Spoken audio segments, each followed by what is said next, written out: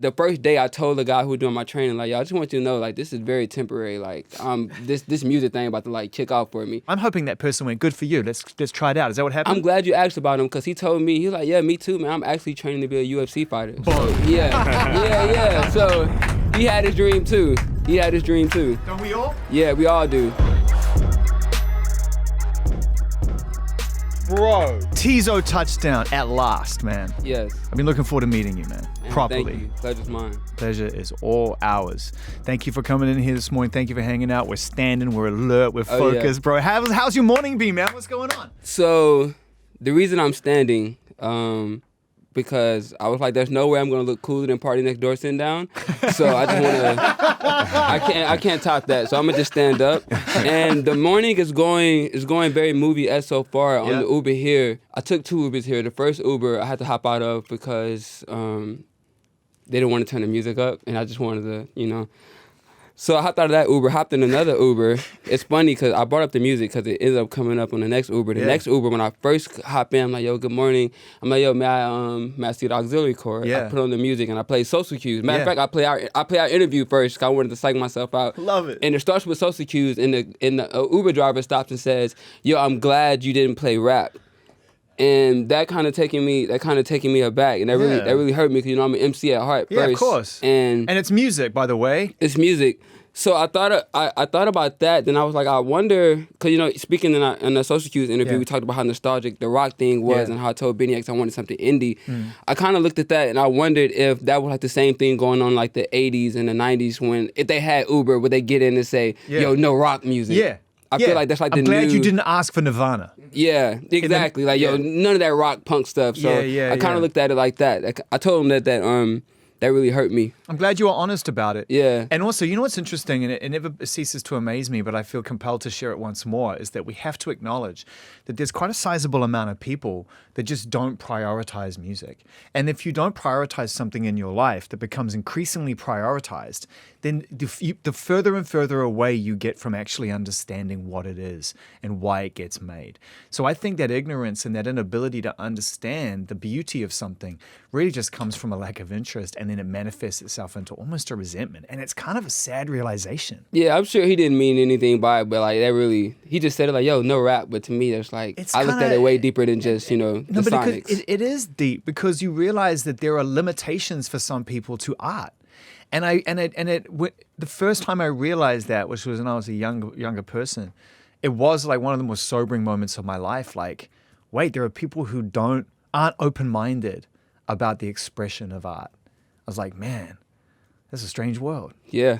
It's a strange world. And yet, here you are, bro, one of the most open-minded, one of the most creative young artists I've ever heard come out the gate in my life.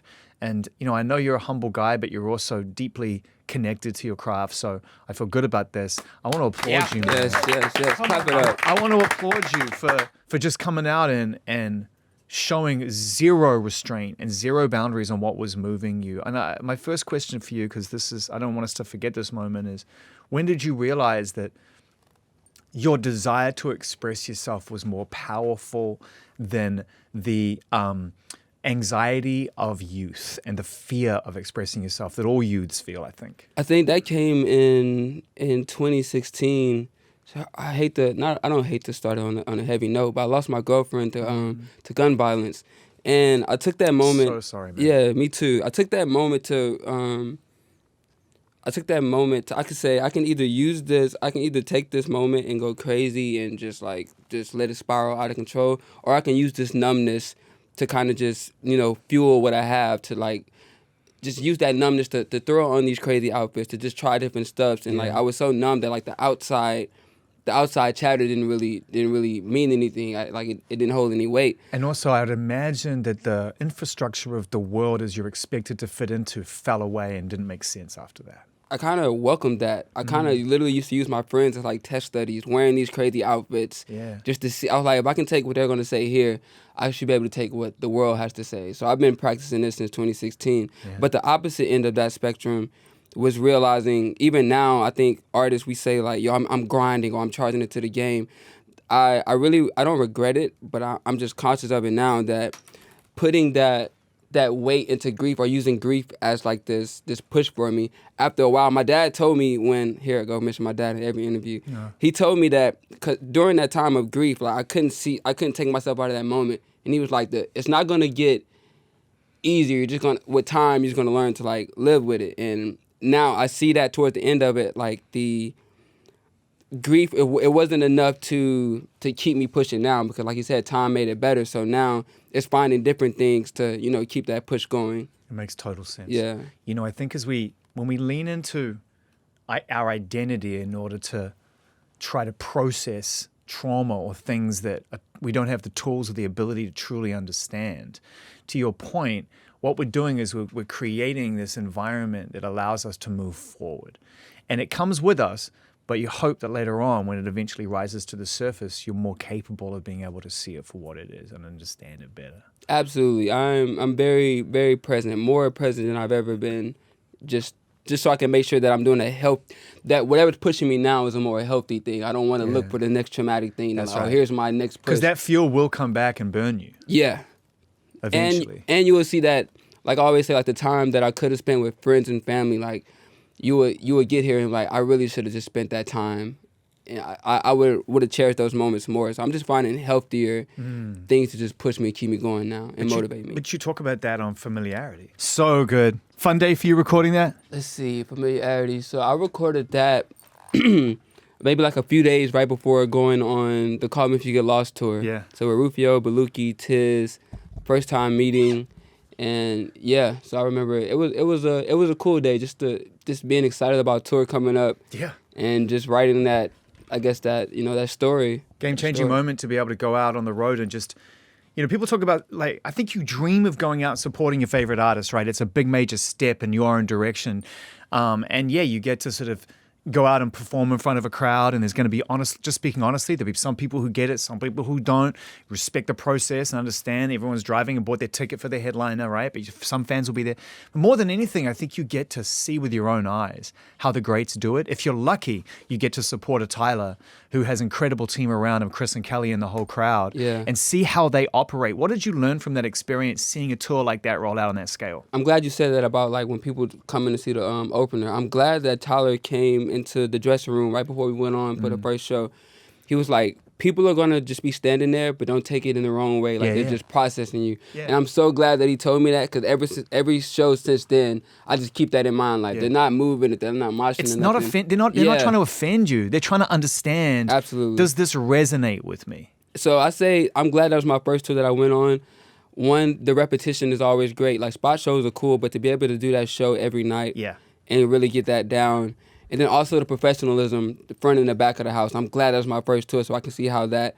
I always say I'm ready to do arenas, or I can do a backyard barbecue. I'm glad that was my first tour to go on. Do you think that to some degree, part of how you like to present yourself at this point in your life, and I really feel like, you understand the power of invention and reinvention through identity. Like I love it. Like I do feel that it's you, but at the same time, I feel like you love the idea of creative expression through image, through the idea of what you're doing, right? Absolutely. It reflects who you are.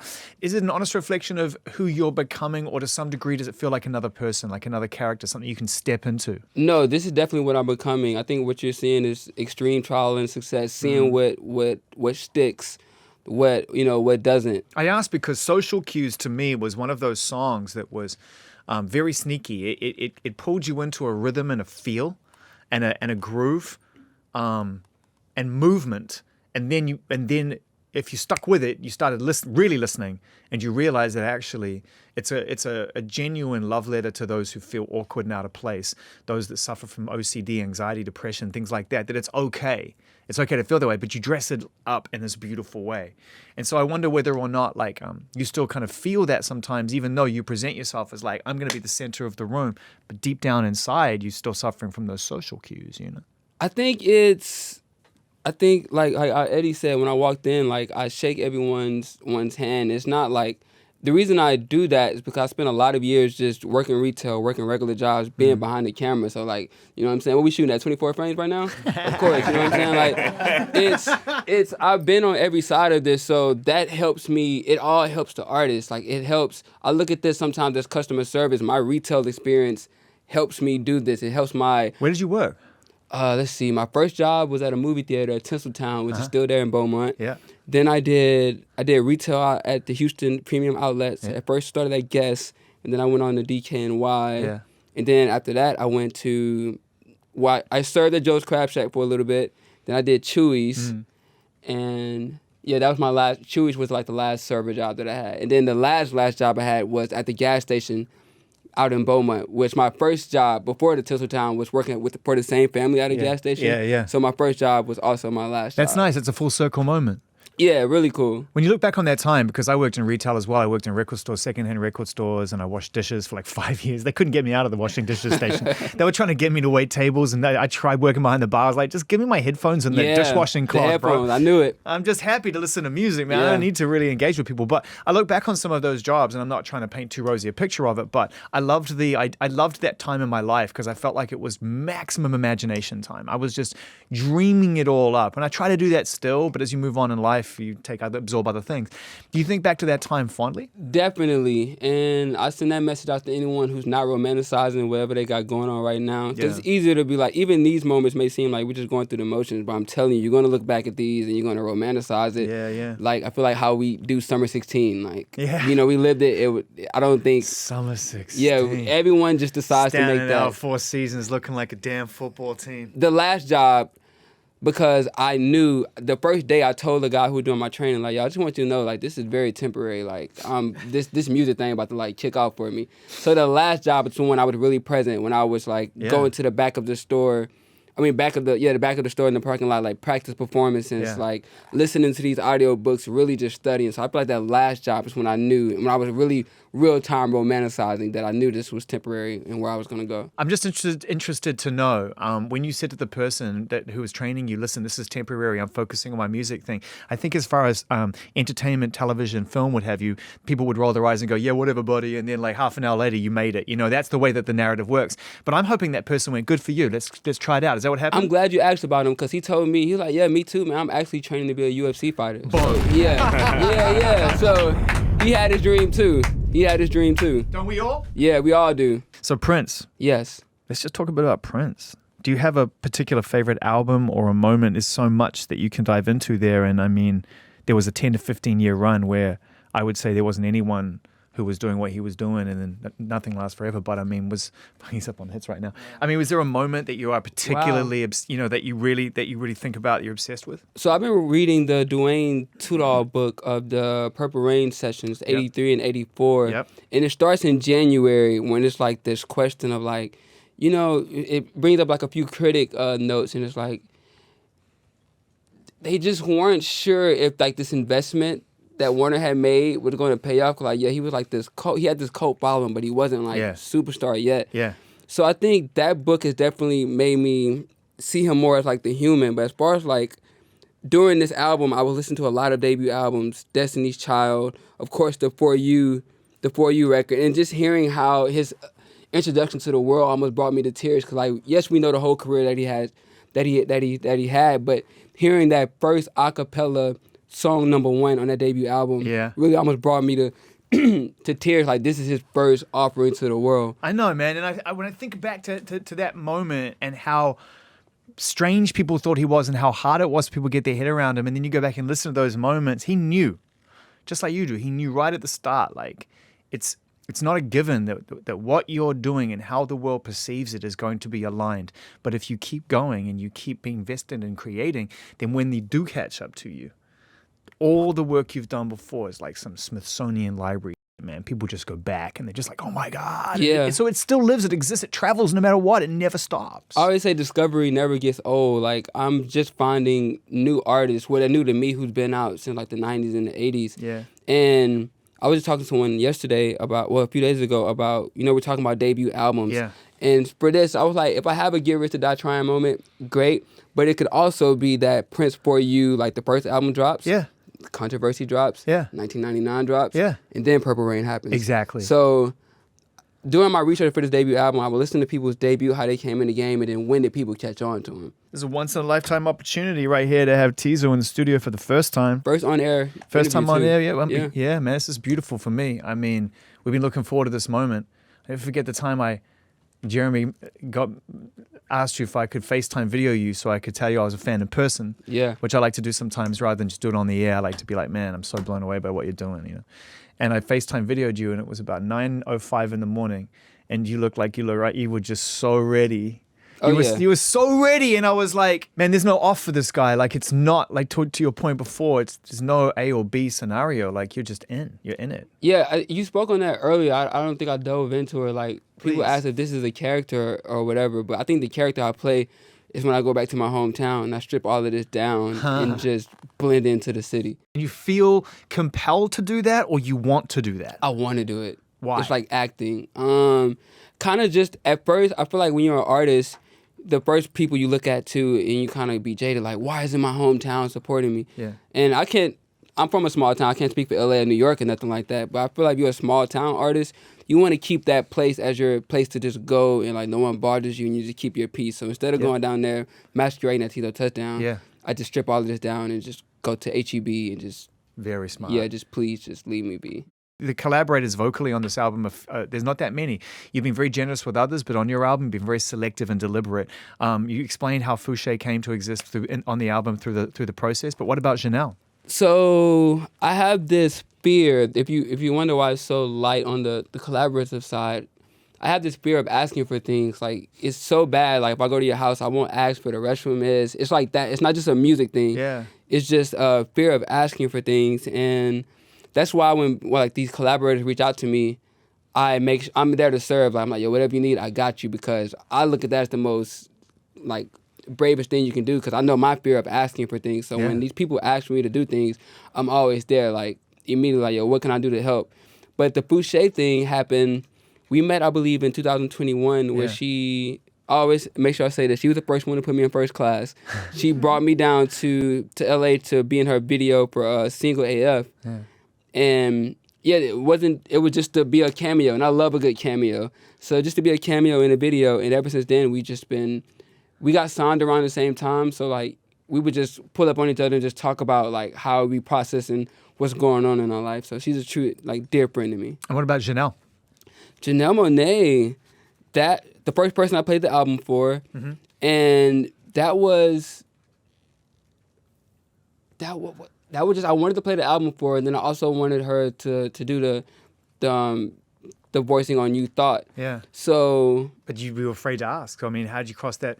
You know, how did you pluck up the? Technically, I didn't even cross my fear. I think my team, like, talked to the team thing, but yeah. So I still haven't. Really came over that fear. Gotten over that fear. Yeah. I actually understand where you're coming from with that, and I think I've spoken to quite a lot of artists in my life that have been open about that. That the idea of reaching out to somebody and saying, "Hey, look, I'd really appreciate it." I'm no closer to understanding what drives it, but it definitely comes from the insecure space of the artistic spirit. The root of that, I think, really drives that fear of putting yourself in front of somebody else. I think rejection is the driving force, right? No, I'm not afraid of rejection. It's only with the collaborative thing. It's not a rejection. It's just I don't want to feel like I'm inconveniencing and like I don't want to, like, I know you're busy, so like it's a courtesy thing almost. Yeah, very much so. Very much so. Man, can you put your headphones on for 1 second, Teezo? Can you pull it off? Do you think you try? So all right. This is why Benny X on the studio, everybody. Right. Yeah. Oh, this is Zane. Yes. This is Zane. I was confused. I thought I was talking to Teezo. Nah, baby. No. It's me and Teezo live on Apple Music One right now, man. We were gassing you up big, bro. We had to give you a call and say, what's up? Yo, man, appreciate y'all. What's up with y'all, man? Man, I'm good, man. Just telling them, just tell them how great you are, man. Yeah, man. We're just talking about how great you are, bro, and how you want to. Everything's sweet. I just told them how fun of a day that was in the studio, man. No, for real, man. Great day, just friends. Big reunion vibes. Yeah, man. yeah. Bro. Oh my God. Isn't it a beautiful time, man? You know, for you, Benny, and for Teezo, and for the people that are making really interesting art. I feel you're at the center of a lot of it, man. It just must feel so good to know that all those crazy ideas you had, you felt no one would ever get, are starting to connect, bro. Nah, for real, bro. It's unbelievable, bro. I still don't believe half the stuff that goes on, man. Same. But I'm really blessed to be here, man, for real. I feel like we're celebrating Teezo's album, even though it's not officially out just yet. He's about to drop the track listing in Picasso form, which I'm excited about. But I just wanted to give you a chance while he's writing out the track listing on Post-it notes to just talk about what it is from your perspective that draws you to Teezo and that you think is such a unique thing for all of us music fans in the world? Teezo is one of the best producers I've ever worked with. Teezo will like push you to do things that you wouldn't normally do. Wow. And then you'll leave a session with new skills, new sounds, new tones. He's just a savant at just everything, bro. He's just, I don't know. I'm glad that's on the record because I've heard him say that a few times. I want you all to know. We got it. Yeah. I really love producing. So to hear that from one of the greatest producers of our time and of all time, thank you, y'all. Thank you, man. Man, it's facts. Benny, it's great to talk with you, bro. Man, let's connect soon off the mic, man. Have a great day, bro. Take it easy. Man, I feel so grateful to be here right now during this moment with you, man. Like, I just feel like the fact that I'm around, as I said to you before we went on the air, I'll share it with everybody now. I said to you the first time I met you in person, I'm just grateful I'm here during your time. Same, man. Thank you. Amazing. Thank you. Teezo Touchdown, everybody. All right, bro, you've been patiently giving us the Picassos. Yes. If it's cool with you, when you're done with those, man, I'd love to collect those and hold on to them. These are yours, absolutely. I think they'll be worth something one day. Absolutely. Not that I'm ever going to sell them, but good to know I got them. Oh, hold on, this is Tyler. Hold on. Yo! You're live on air with me and Teezo, boy. What's going on? What's going on, y'all? What's up, man? I was listening to the show. Thanks, man. Crazy. Yeah, we were giving you props, bro. We love you. We just played Crying in My Car and realized you were finishing things up today. Yeah, I was shooting a take from the Crying in My Car Told video, you. a performance take, and then I turned it back on, and you guys were playing the song. I was so hyped. Yeah, I told him, I was like, you're probably on set, because I thought leave here. Yeah, we're going to wrap up that video. I thought it was someone else playing the song on set, and then I realized it was y'all. Nah, man, it's on the radio. Bro, why don't you share, if you don't mind, why don't you share what you said to all of us around the world right now about how you feel about Tyler as a collaborator, man? Yeah, Tyler Cole is one of my favorite collaborators, man. We've done some things that I can't wait for the world to hear, like on his album, on my album, and just like future projects. Like, we're still to this day getting into the studio, and Tyler Cole's also going to be a director as well. So to be on the music video set, I'm honored because I know he's going to be on the Oscar stage one day. Yeah. So it's really cool to even. He's my favorite collaborator, but being on a music video set with him, it transposes more than just a studio. I feel like that's one of the things, Tyler, that you and Teezo really connect with is the fact that, as performers and artists, you're out in your own lane, but at the same time, you're producers, you're directors, you're art directors, you're interested in photography, you understand how cameras and angles work. There must be something that Tyler, you must have felt so grateful that you connected with Teezo, knowing that, you could add someone to that group of friends. Absolutely. I mean, once again, shout out to Katie from Katie Sony. Will, for sure. She made the connection, but yeah, the first day that I met Teezo, we made one of the songs that's on the album. I don't know if you said the track list yet, so I'm not gonna say which one. Okay. And then the second day we made another one. I just knew then it was gonna be a special, like, collaborative relationship. Yeah. And I think we were just on the same page. We were talking about visual identity from the moment we would start a song, and we kind of knew where we were going. And Teezo blew my mind the first time we ever worked together because we would make, like 2 ideas for 2 beats, and then he would be tracking on one, and then I didn't even realize, but he had a whole idea of how to connect the 2, and I just thought we were making different ideas, and he put them together, and it was brilliant. That's that production again, man. That's the producer in you. You know what I mean? Teezo's a real producer. Oh my God! Like, not just like. Tyler, all right, like, we talked about it. We talked about it. Yeah. It's beautiful. Listen, I know you guys are going to go connect in real time and go and finish something really special for the song we just played. But Tyler, thanks for taking a couple of minutes just to join us and celebrating Teezo ahead of the release of this album. We share the same passion and same dedication to him. The whole team does. From the second Jeremy played me his music, man, we knew and we felt like there was something special going on here, and it's happening in real time. Tyler Cole. I mean, Teezo Touchdown is a superstar, not a future superstar. He's a superstar. Wow, and thank you. Everyone already knows, and everyone's going to continue to see what I see. But yeah, the world knows. We love you, Tyler. Thanks for taking a few seconds, man. Take it love easy. y'all. All right, man. Love y'all. See y'all. Peace. All right, bro. The last word is yours, man. Yeah. You get to do this how you want to do it. We've got people who are watching on TikTok. We're going to put this up. We're going to make sure everybody sees this. How do you want to share the track listing of your forthcoming new album? Yeah, so for the debut album, How Do You Sleep at Night, we were talking about this off air. This is, as far as the sonics of what you're going to hear, I haven't said this publicly yet, but it's the sound that I'm crafting that's called rock and boom. It's R&B with the intensity of rock. It has R&B top lines. The boom of course, for boom bap, it's the boom bap penmanship. It's also the boom because, you know, the 808 is going to shake the world. Then also it's a boom because, you know, my hometown of Beaumont, Texas is an oil town. So it's like this play on the boom town. So this is Rockin' Boom. And without further ado, here's the track list. At number 1, we have OK, produced by the Raisin Brothers. We have number 2, You Thought, produced by Tyler Cole, featuring the talented Janelle Monáe.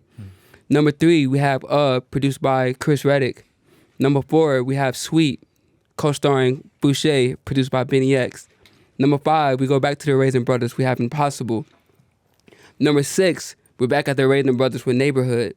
Number 7, shout out to my boys across the pond, my boy John Hoskins and Brennan. We did Mood Swings. Number 8, I believe this is the track Tyler Cole was talking about, the first track that we did together. We have Too Easy, produced by Tyler Cole, co-starring the very talented Isaiah Russ, who's the front man of Fade 'Em All out there in Houston, Texas. Number 9, we got Familiarity. Who did? Oh yeah, we got Rufio, Baluki, Tiz. Number 10, we have I Don't Think You See Me. Also the talented Tyler Cole, co-starring, again, Isaiah Russ. Number 11, we go back across the pond, Daddy Mama Drama, produced by John Hoskins and Brennan. So we got number 12, Nune, produced by the Jared Solomonophonic. 13, we have Stranger. Who did I do Stranger with? Oh yeah, I did Stranger with Dylan. We did Dylan Newstrader, then also Stolen Nova. And then last but not least, The Original Is Better, produced by the talented Ari, a.k.a. Y2K. Ladies and gentlemen. Yeah. Come on! Stop it! That's the album, baby.